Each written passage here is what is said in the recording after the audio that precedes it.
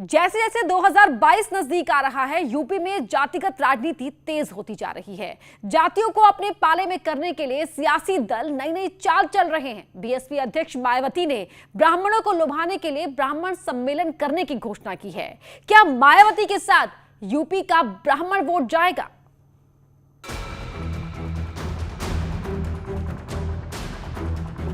BSP अध्यक्ष मायावती दलितों की राजनीति करती हैं।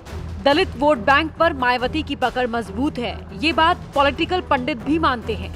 लेकिन अब मायावती दलितों के साथ साथ ब्राह्मणों को भी अपने पाले में करना चाहती हैं।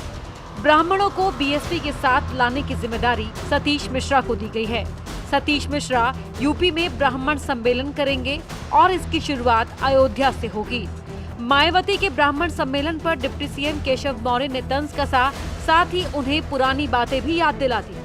चलिए करें, अगर रामलला के दर्शन करने जा रही हैं तो शायद सद्बुद्धि आ रही होगी। सम्मेलन करने से उनको क्या फ़ायदा होगा मैं नहीं जानता हूं, लेकिन मैं इतना ज़रूर जानता हूं कि 2007 को से 12 की सरकार जो इनकी रही है उसको प्रदेश भूला नहीं है, और 12 में जब हटाया था तो मजबूरी में हटा करके सपा को ला दिया था। तो सपा और बसपा का दोनों का जो कार्यकाल रहा है वो प्रदेश की जनता कभी न भूल सकती है और न हम लोग भूलने देंगे, क्योंकि यह कुशासन का एक समय था जिससे प्रदेश पीछे गया। 2022 के लिए मायावती का प्लान ये है कि बीएसपी ब्राह्मणों को साथ लेकर चलेगी।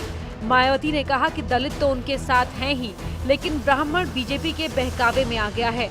मुझे पूरा भरोसा है कि अब ये ब्राह्मण समाज के लोग जो इन्होंने पिछले चुनाव में इनको इनके बहकावे में आकर अपना वोट देकर इनकी सरकार बना दी थी पूरे 5 साल के लिए, अब वो पछता रहे हैं। लेकिन अब मुझे पूरा भरोसा है कि अब ये लोग इनके किसी भी प्रकार के बहकावे में नहीं आएंगे। मायावती के ब्राह्मण कार्ड पर बीजेपी ने पलटवार किया। सांसद रवि किशन और सुब्रत पाठक ने कहा कि यूपी में विकास की राजनीति होगी, मायावती के बहकावे में कोई नहीं आएगा। क्या आप लोगों ने इस रवि किशन शुक्ला को कभी सम्मान दिया? आपके वक्त, आपके समय पे एक सम्मान का एक वो 50,000 रुपया मिलता था, कुछ आप देते थे कलाकारों को, कभी आपने हम लोगों को सम्मान दिया? आप लोग ये झुंझुना क्यों दे देते हैं ब्राह्मणों को? आप लोगों को क्या लगता है कि ब्राह्मण स्वार्थी है, ब्राह्मण लालची? तो आप लोग गलत हैं। और खासकर ऐसे राजनीतिक दल जिनका कहीं ना कहीं जन्म ही ब्राह्मण विरोध पर हुआ हो, तो वो आकर आज यदि इस प्रकार से ब्राह्मणत्व की बात कर रहे हैं तो मुझे ये सब देखकर अच्छा लगता है। लेकिन जनता भी इस बात को समझती है। कुल मिलाकर हम लोग कभी भी जाति के नाम पर राजनीति न करते हैं, न हम लोग कभी जाति के नाम पर राजनीति को बढ़ावा देते हैं। उत्तर प्रदेश में ब्राह्मण वोट बैंक 10 से 12% है। ब्राह्मण वोट परसेंटेज में भले ही कम है, लेकिन ये यूपी की सियासत में किंग मेकर की भूमिका में रहते हैं।